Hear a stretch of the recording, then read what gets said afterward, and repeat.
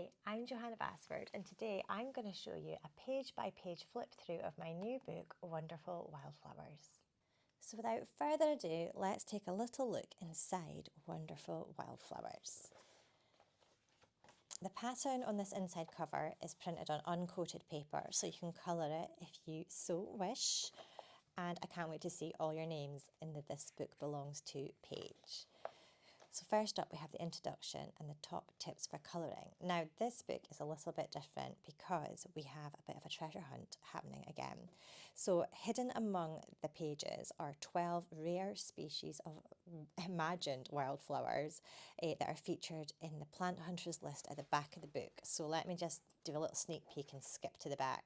So these are the 12 hidden flowers. So these 12, I have entirely made them up, are hidden inside the book in all different places.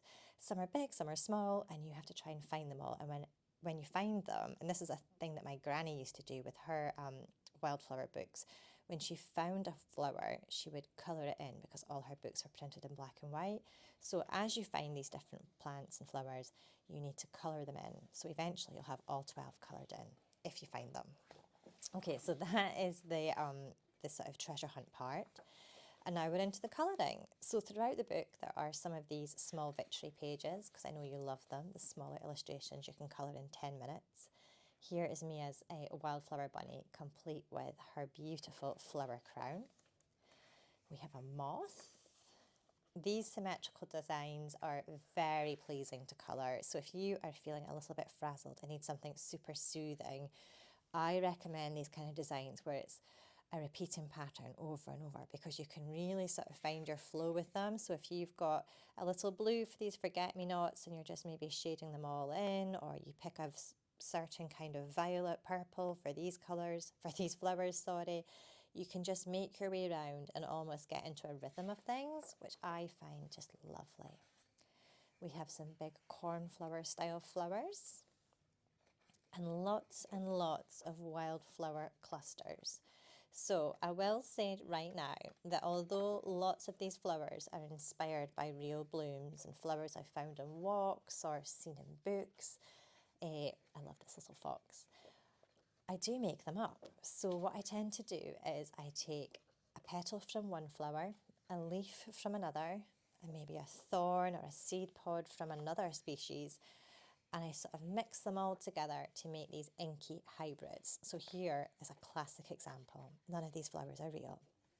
And the joy of that is, for me, that no hardcore botanists can say, there should be 12 petals on that bloom and you've only drawn 11. So everything is always right.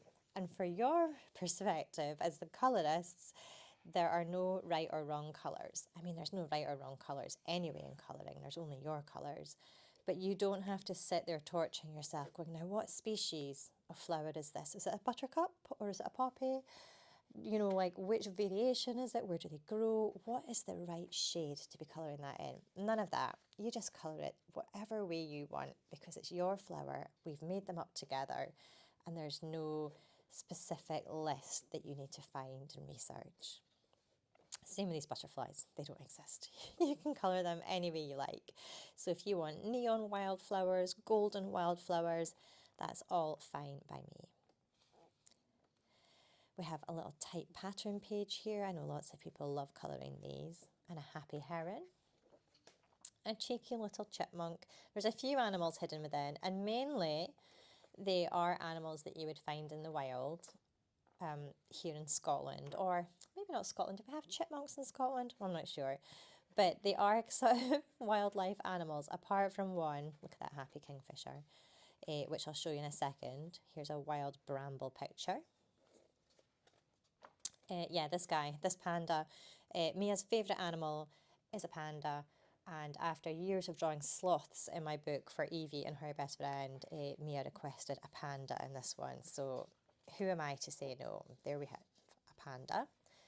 A few more. Oh, this is a bit clovery, I guess. I don't know if you have clover where you live, but we have lots of purple clover in the fields around my home. Something a little bit more magical. Very elegant looking pheasant. No, peacock. And then these kind of designs, with a bounding shape, I always think are lovely, because if you want to practice doing a background, you don't need to worry about colouring right up into this little spine here, or even filling the whole page. It sort of gives it a bit of security and tightens it all up so that you can practice a background without having to fill a page. And there we come to the end of the book. Here's the plant hunters list again, so hopefully you've found all these different weird and wonderful blooms. And it's the end. Right at the back, we've got a couple of pages for testing out your colouring pencils. If you're using ink, I would test them here to make sure they don't bleed through. And then we have the back of the book, and that's it. So this is Wonderful Wildflowers. So there you go, that's Wonderful Wildflowers. I can't wait to see how you colour all the blossoms in this new book. It's out in November, but you can pre-order it now, and that's just enough time to sharpen all your colouring pencils and get them into rainbow order.